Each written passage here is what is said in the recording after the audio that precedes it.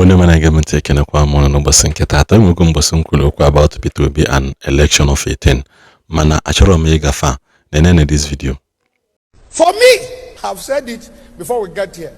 This is my own political opinion. Just my own opinion. God did not tell me. If we want to give the current ruling party a strong fight, put Peter Obi there. Let him be second by any northerner. And then you will give a fight. Once it go the other way around, Peter Obi, don't lose your political capital. If you vice anybody, you have lost your political capital. It's better you go zero and leave them to do their thing. The issue is so simple. If we want to move forward, we have to move by sacrificing. That's why I still say that Tinubu is still one of a political guru. It doesn't matter whether you like him or you don't like him. He sacrificed his political ambition to make sure that Buhari become.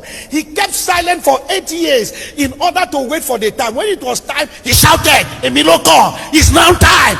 You need patience if you want to get there. It doesn't happen overnight. Thank you for watching that video. Thank you for watching. They have a video, Pastor Igila. Okukwa, some of the things them not be equal. Which are those things? I made it clear so many times ago. So you know that now. They all stand against Peter Obi, so that's all the massive. And that now, if he wants to gain at least something, the worst mistake he will do is to become a running mate. Open one man work, he should start his own party if he wants to stand a chance. Because kanda usa si eme kita Atiku si no na apota. So ina achigwa mkita na Atiku oya abo vice Tinubu oya abo vice Peter Obi ko nkoso oya abo vice Peter Obi. Are they willing to give him the chance and the presidential ticket? What will be their reaction if they lose? What will be their reaction if they lose? Oh yeah, can you hear with their reaction? Oh yeah, Pastor Igila Siko, we also know one spirit that he is speaking his own opinion. Oh yeah, Siko, with the that one adoro enough. Oh yeah, sir. We put away. Now say na kwali na video so ya now sir. Mana ka me play no video mana ka nkọwalo na ihe okwu na that video. Osin no nwere ko ihe mekata no wa again. Ka ha kwete na Muslim ticket again. Ka ha kwete na Muslim ticket that they will not na support kwa na be ha so kwa onya anya ya bili na oji that they will make sure that they pull that person down. That na the worst mistake they did earlier was accepting a Muslim ticket. And that in them on anyo bako kita. No na anyo bako. This is the thing ebendelanda house ha we accept wa. Kita one ha nwoke bụ vice is not even the vice president. Only vice president abu Seyi Tinubu. Seyi Tinubu is our vice president because he is doing work of a president, of a vice president. He's always everywhere with the father. Kedi ho na protect. Umu yara do melona.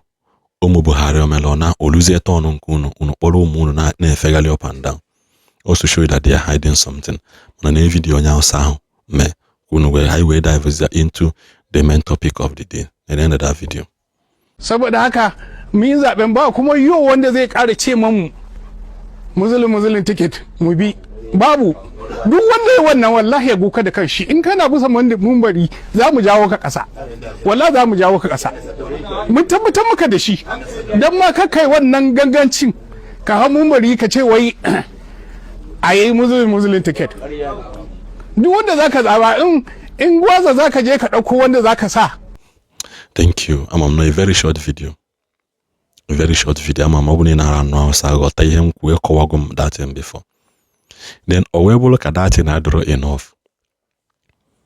Or we call it enough. And when by that now. The truth will eventually come out one day. And then mother decide there. Na how you the truth, eziokwu dị ka afọ ime ada ekpuchi aka. The truth ya pụtalele one day. Onwe video nchọkwu nene video this guy kwuru okwu sị na Peter Obi si wee win no election no Peter Obi win the last election, that they know. That they know na how the critic, na how they very, very much aware no Peter Obi win the last election. Na how well idea na hammer. Man at the evil the Hanime did not want them to admit the fact that Peter Obi win the last election. In with this video, kuno na amada I myself voted Peter Obi the last election. I voted ama ekukum story council where Jefa to ekbe weje with my voters card. Oboni no Lagos, Malihe bu mmadu isi first tag jebe. Malihe bu mmadu isi first tag. First tag ina gebe gaya 3 times ebe na cho your voters card just because nature to election. Ohiya go magidi ha. So because actually I'm pay attention to this last video. Go on hear this young man about the last election and how Peter Obi swept everything and how they rigged it with the help of Wike. And then this video.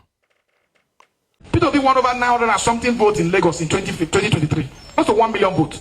What was recorded by INEC was 500 and something thousand votes.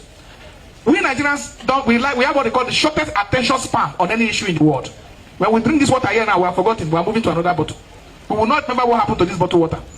Go to your YouTube, go and watch BBC investigation on the rigging that happened to Peter Obi. You watch the one that happened in Rivers State. The result was manipulated. Peter Obi won Rivers State, but it was given to Tinubu. It was BBC report. Premium Times also have it documented. I'm not saying what I do not documented. Until today, because the result was uploaded. If you go to IRF, you will see that result there. The result that was announced against him.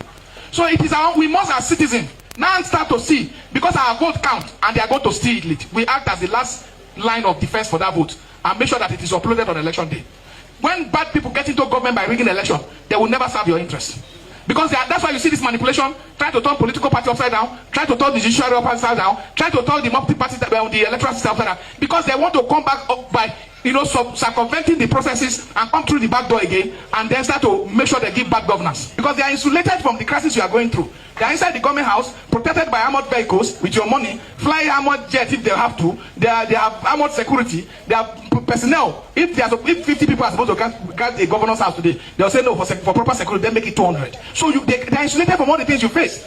In American presidency cannot go to market with government money. He feed from his salary. But Nigeria, after paying the president, we make budget for his feeding. We make budget for his intentions. We make budget for everything for him. So he doesn't relate with the things of the common man. So it is the common man that has only one authority. And that authority is his voter card. And it's that thumbprint that goes on election day. If it's done collectively in one direction, the people will be removed. Whether it is changed by those who are counting it is a secondary thought. Because at the primary level is that vote counts. But their citizens' disengagement from the process of counting vote leads to the criminal malpractice that occur during the theft of such vote. It's clear that when you vote on election day, our elections are actually improved fairly. Let's say this because of the involvement of technology in our electoral process. We're no longer talking about ballot box stuffing. There's no ballot box smashing, because if you smash it, the figures are already been recorded and accredited by the beavers. So now we have moved to another level of criminality within our voting process, which is that people now buy vote. Thank you very much. I'm na in an good video and don't really hear what I hear in Anya sa this time around. This time around, Kedihenko. Anya sa.